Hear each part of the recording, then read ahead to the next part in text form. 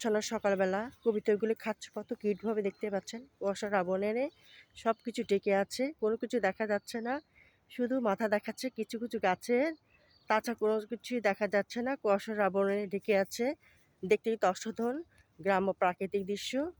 এই দৃশ্য দেখলে এমনিই ভালো লাগে।